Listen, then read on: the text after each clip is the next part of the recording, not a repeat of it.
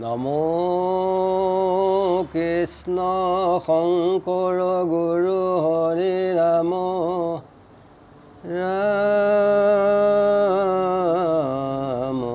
হৰি ৰাম হৰি ৰাম।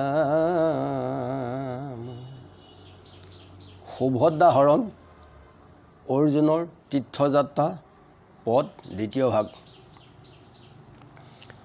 ৰামে মতে কতো কাল আচাৰ গমনি বাহ্মণৰ গৰু হৰি নেইছুৰগণে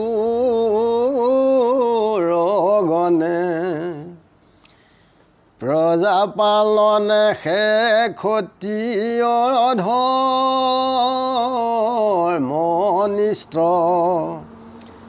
বিশেষত বিপ্ৰ আদি সবাতো গৰিষ্ঠ বিপৰকাৰণ্য শুনি নসহে হৃদয় সৰবান আনিবাক গৈলা ধনঞ্জয় যুধিষ্ঠিৰ সমেত তথা দ্ৰৌপদী আচন্ত সেই গৃহে মহাবীৰ প্ৰৱেশ ভৈলন্ত দেখিলন্ত কিৰা কৰি আচন্ত দ্ৰৌপদী ধনুৰ্বাণ লয়া বাজ ভৈলা চক্ষুমুদি খেদি গয়া টংকাৰ কৰিলা ধনুভিৰি পলালে কচুৰ বাহ্মণৰ গৰুবেৰি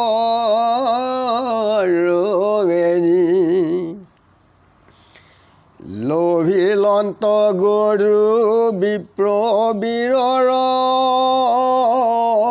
প্ৰসাদী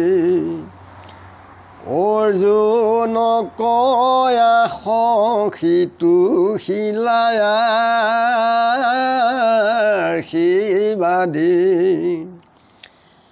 পাছে শিবিৰে বাউৰ ঘৰে নপখিলা বনে চলো বুলি নিপিজান দিলা পাছি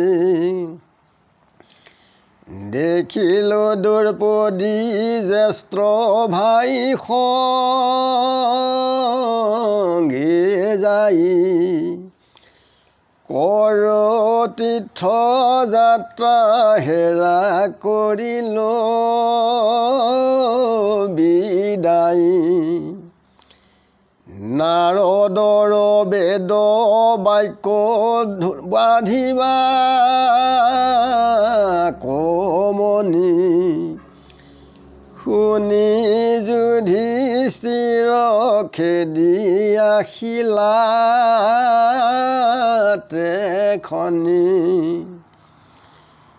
বুলিলা প্ৰবোধ বাক্য বেৰায় সন্তোষ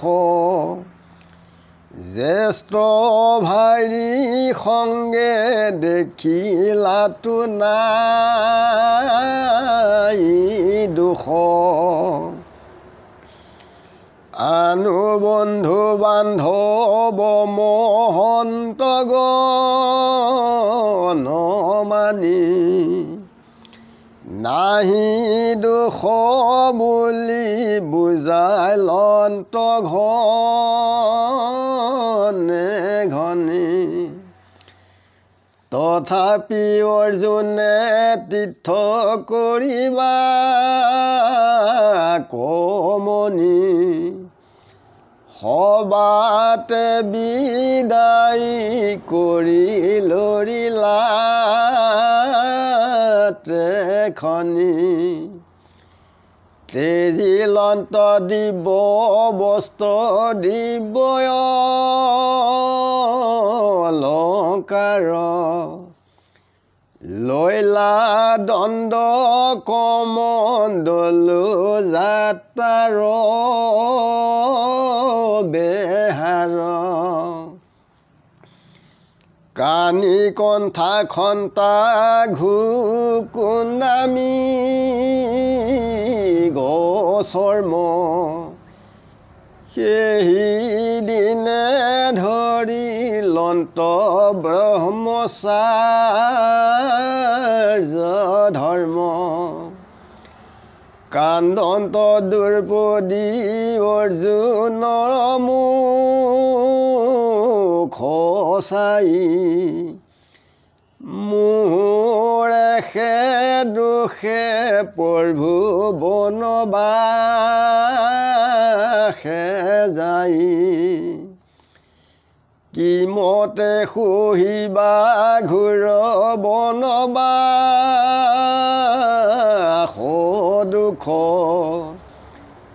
লাভ নললিত তনু পূৰ্ণ চন্দ্ৰমুখ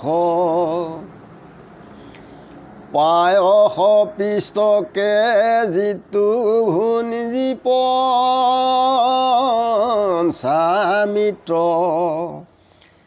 যিটো প্ৰভু হংস বিচিত্ৰ তুলিত আবেতিন সৰ্জা পাৰি কৰিব শয়ন ফল মূল জল মাত কৰিবা ভোজন প্ৰভুধিলা অৰ্জুনে না কান্দাব নাৰী অপ্ৰয়াসে প্ৰায়বো মই তীৰ্থ যাত্ৰা কৰি কৃষ্ণৰ প্ৰসাদে সতীত যোৱাৰ শিবাদী আশিবু কলানে সতী নপাইব প্ৰমাদী দীপঘট পাতি দ্বিজ কৰাইলা মংগল ব্ৰাহ্মণক মহাদান কৰাইলা সকল ইষ্টদেৱ কৃষ্ণৰ চিন্তিয়া পদ দুই কুন্তীৰ চৰণ প্ৰণামিলা শিৰে চুই বিপ্ৰধৰ্মৰাজ আৰু ভীমক নমিলা সহদেৱ নকুলকো ধৰিয়া লিংগিলা হৰি সেউৰ জল মুখ কৃষ্ণ কৃষ্ণৰি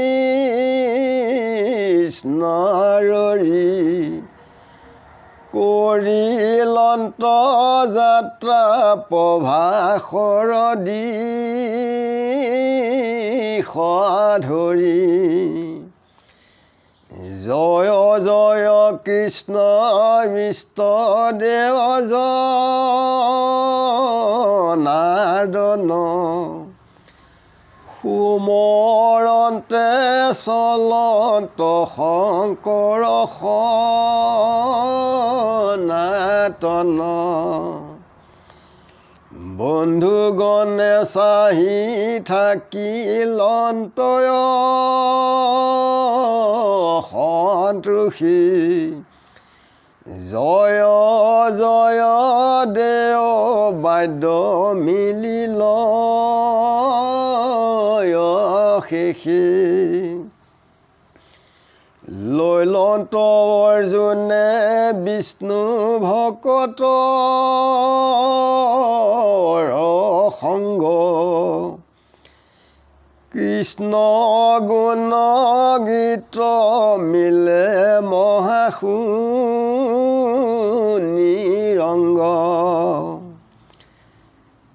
ৰাতি নিদাৱেৰি হৰি কথা থাকা সুখী নিপীড় পয়াস ক্ষুধা তৃষ্ণাৰে কুদুখী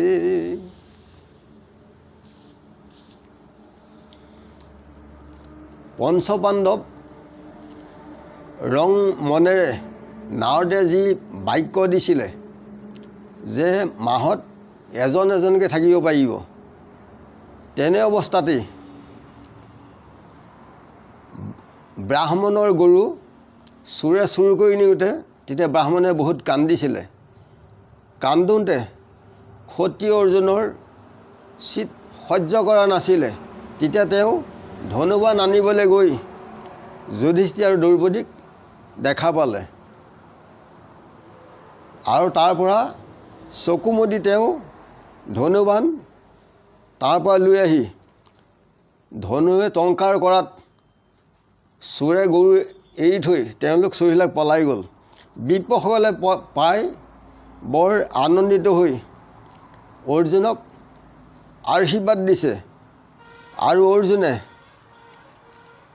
নাৰদৰ বাক্যত তেখেতে ঘৰত প্ৰৱেশ নকৰিলে আৰু তেওঁ তীৰ্থযাত্ৰাৰ কাৰণে সকলোৰ ওচৰত বিদায় ল'লে। তেতিয়া যুধিষ্ঠিৰে কৈছে যে জ্যেষ্ঠ ভাইক দেখিলে ই কোনো দোষ নহয়, জ্ঞাতি মিত্ৰ মহন্ত সকলোৱে বুজালে, কিন্তু অৰ্জুনে তীৰ্থযাত্ৰা কৰিবলৈ মন আছে, পূৰ্বৰ ভাগ আছে তেখেতৰ। সকলোতে বিদায় লৈ দণ্ড কমণ্ডলুৰ যাত্ৰাৰ বেহাৰৰ কণ্ঠা খন্তা গুখুন্দা আৰু মৃগচৰ্ম লৈ তেখেতে ব্ৰহ্মচাৰ্যৰ ধৰ্ম পালন কৰিবৰ কাৰণে তেখেতে আগবাঢ়িছে।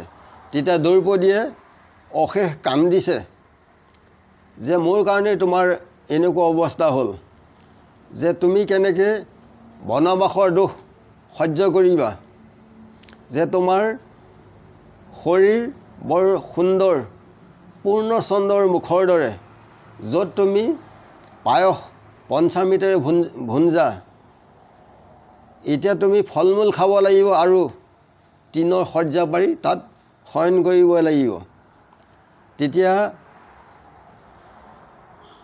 অৰ্জুনে দ্ৰৌপদীক কান্দিবলৈ হাক দিছে যে কৃষ্ণৰ আশীৰ্বাদত আৰু তেখেতৰ কৃপাত যে তোমাৰ আশীৰ্বাদত মই শীঘ্ৰে ঘূৰি আহিম। তেতিয়া ঘটপট আদি লৈ ব্ৰাহ্মণসকলক মহাদান কৰি পেলাই তাৰ পৰা ইষ্টদেৱ কৃষ্ণক চিন্তা কৰি তেখেতসকলৰ ধৰ্মৰাজ আৰু ভীমক সেৱা কৰিছে। মাতৃ কুন্তীকো চৰণত পৰি সেৱা কৰিছে, নকুল সহদেৱকো সন্মান জনাইছে। জয় কৃষ্ণ বুলি তেওঁ তাৰ পৰা গতি কৰিছে আৰু লোকসকলে বিষাদ মনেৰে সকলোৱে চাই আছে। কৃষ্ণৰ গুণগীত বিষ্ণু ভকতৰ সংগত অৰ্জুনে লয়। ৰাতি কোনো নিদ্ৰা নাহে, কৃষ্ণৰ নামকে শুনি থাকে যে তাত দুখ পীড়া সুখ এইবিলাক একো অৰ্জুন অনুভৱ কৰা নাছিলে। দৈব্যে যাহা কৰে তাহা খণ্ডাইতেকে পাৰে পৰম সুবুধি জ্ঞান দৈৱে নষ্ট কৰে। যে যাৰ কপালত যি লিখা আছে তাক কোনেও খণ্ডাব নোৱাৰে। যে পৰম সুবুধি জ্ঞান লোক হ'লেও তাক সময়ত দৈৱে সকলোৱে ধ্বংস কৰি পেলায়। ঠিক যাৰ যিটো হ'বলগীয়া আছে সি অৱশ্য হয়। সেইকাৰণে ঈশ্বৰ সিদ্ধি আগবাঢ়িলে সকলোৱে মংগল হয়। ইমানতে সবাচন সেইজনে আজি লাগিছে। গুৰু কৃষ্ণ কৃষ্ণ হৰি হৃদয়ানন্দ কৃষ্ণ কৃষ্ণ কৃষ্ণ।